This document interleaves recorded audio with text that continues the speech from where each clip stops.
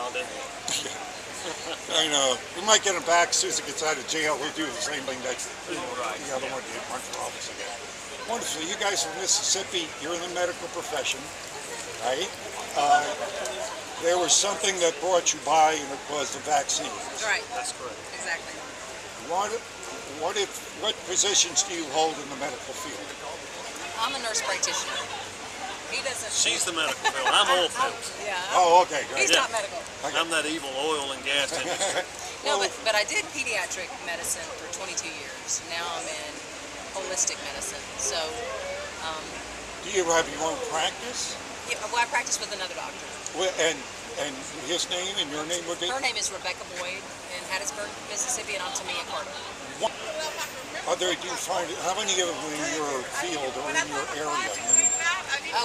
We are one of 3 practices in Mississippi, from what I understand. In all of Mississippi? All of Mississippi, Wow. yeah. And I think, of course, I think our practice is a little unique, so I think we're the best one. But Do you have also, is there a website or a blog that people can go to see what you're doing? Well, our website is Forward Health Solutions. Forward, like moving forward. Forward Health Solutions. Okay, great. Yeah. But what we have really, I think it's just that the vaccines, and we've had a few things happen with the in some laws that now they're giving the doctors the ability to not make patients take the vaccines. Like if they've had a vaccine reaction, or if a sibling has had a vaccine reaction.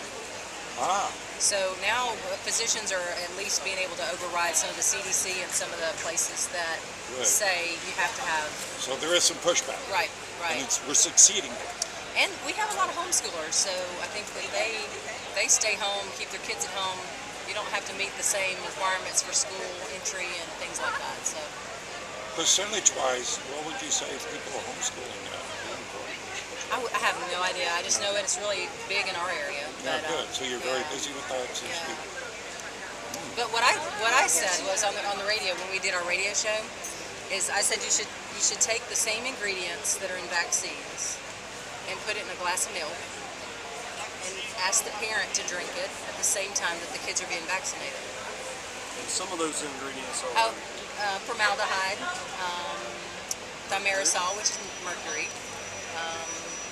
Used to have a lot of really bad preservatives in it. Some of it has been cleaned out, but not all of it. So, but no one would drink that glass of milk, would they? I mean, I wouldn't. Yes, exactly. The movie Vax, Right. what I'm talking about. Right. I haven't seen that. Well, he couldn't have because De Niro was apparently threatened. You know, if it's going to show at the festival, someone threatened him not to show that. Really? Yes, which threw a whole. I mean, then now they got more. It had the Streisand effect. Right. Now more people want to see it. It's like, Right, well, exactly. what do you mean we can't see that, right? That's right. So this is very much in the news right now. Oh, yeah. This is Yeah. very. Thank you for this. What Thank you. would you say for anybody that's out there right now that's listening to this? I would tell them to look at what is in the vaccines. Look at it, study it, and then as a parent, consider whether you would want to be injected with that. Like if you look at the vaccines 60 years ago compared to what we have to give kids now, and we're not saying all vaccines are bad, but it shouldn't be so much at one time and split them up and take the bad stuff out. There are some very good doctors that say indeed all vaccines are bad. Well, it's because of what's in them. Well, again, you're Right. injecting foreign particles Right. into your body. Right. And You, too, on the other hand, too much. on the practice that you preach is why should we have to do that when nature can provide us with. Right, and you're taking a newborn baby or a 2-month-old. It's just it's insane. Isn't it? it is. I mean, filling them up with things that a 260-pound man should have. But in 22 years of practice in pediatrics, I've never had one parent question anything about the vaccines. So Yeah, that's Lack it. of But so, knowledge, lack of in the education. end, it comes down to informed consent. right, exactly. Yep. I mean, we should know. That's what always cracked me up about. I mean, even with GMO foods, Yeah. we should have the right to know what we're putting in our body. Right, exactly. And it's so much at one time. Plus, if they have difficulty, there's another big. It's called MTHFR. It's a mutation, genetic mutation. If they have that genetic mutation, then they have inability to process and to rid their body of bad things. So that you're just adding insult to injury when you do something like that. So. Do you think it's almost like that this has to go beyond just mere incompetence, that there's something else, an agenda behind this, a darker agenda that, because when you can have a government agency start dictating, forcible vaccinations, you're getting into very, very dark areas. Do you think there is a darker agenda behind that? Well, I think you should have a choice. Yeah. I think you should have a choice. Common sense. And if you look at the Vaccine for Children program, a certain amount of money for each vaccine that's given is given to those that have been injured by vaccines. So if it's completely safe and harmless, why are we setting money aside for everybody? Yeah. Everybody that gets one injection, why are you setting money aside to give to those families that are devastated? And one of the things that I put on Facebook the other night, because I don't really say too much about this, but every so often I get like on a, can't handle it anymore. Yeah. I said, well, No failing. yeah, if you take, they say it's a small percentage of those that are injured, but if that's your child or if it's your loved one, it's 100%. Doesn't matter. It's 100%. Doesn't matter. That's the right. one. Yeah. It's a no. That's what I think the whole thing about the Nero thing, because when it happened to his child, that's what he. Right. Then, what scared him to do that? Right. Well, that goes back to your original question. Is there a darker backroom agenda? And I personally believe yes. I believe that yes, there is an overall movement for mass control. Well, look at the and amount you of can money. do that It's through money. what people are putting in their bodies. It's money too. Fluoride is one of those. Yeah. It calcitizes the pituitary gland, makes you compliant. And if it's for our teeth, why do they make us drink it? Right. Yeah, let's Let switch me and just spin. comment. So you see, my site is COTO, C-O-T-O. It's an acronym, the Coalition of the Obvious. We're talking about it. Oh, cool. I mean, when we have to be rocket scientists, it's just common sense. Knowing what you're putting in your body, keeping your body healthy, will be the best defense you can have. But I think you should be able to say no. Of course. I don't want to be vaccinated. And No is a great concept. we went on the radio and we were basically arguing with an attorney, which I questioned what he knew anyway about vaccines. But I said, you ought to have a choice. And he said, well, so if you have an immunocompromised child in the classroom, and I said, wait, what? That's the first problem right there. An immunocompromised child doesn't need to be in the classroom. Period. They need to be at home, taken care of. I said, but then you would have to check titers on every one of those children in the classroom, because just because you get the vaccines doesn't mean you convert.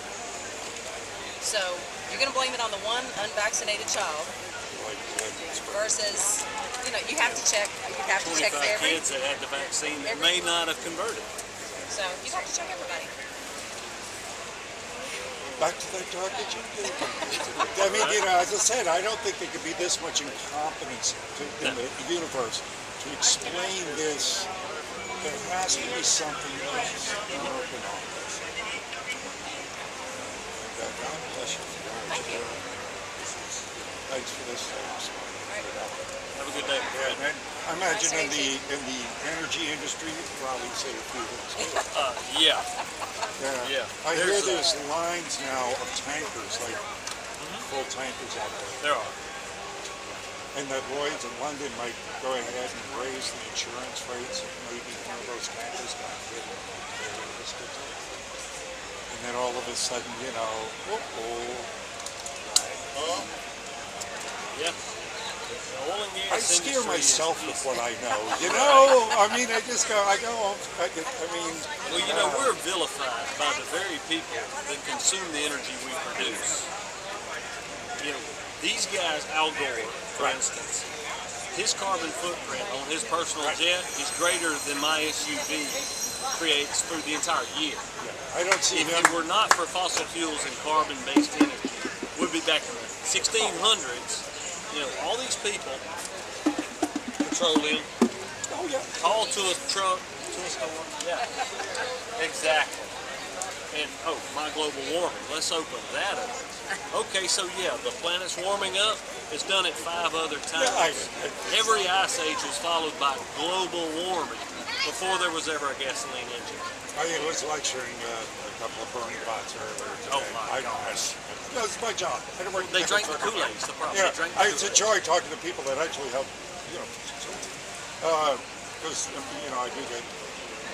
I'm sure you get it. And when you go to my Rambo. YouTube channel, you'll be I able will to see certainly that, do you know. that. Okay. And I just mentioned Dr. Ben Livingston, the father of leather weapons, 1974, when leather weapons treated down, banning the use of leather weapons, and you can go to the phone book, order someone to make it ring over your farm if you want. You know, do you ever hear about this? Do you ever hear Bernie talking about this? Right. You know, these things are, again, with a search engine, anybody can just go, gee, Dr. Ben Livingston? Wow, Operation Popeye? You know, and learn very simply that, what is he talking about? Global warming? Yeah, it's a joke. It's a joke. Yeah.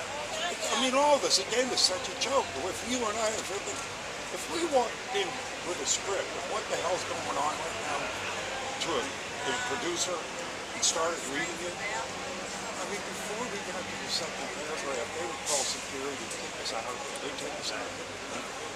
Just take it back in the It's absolutely that insane. It is. Again, thank you very much. God bless. You Go have to a my good day, YouTube sir. channel. I You will know, do have that. a good time. And I do children's shows. Awesome.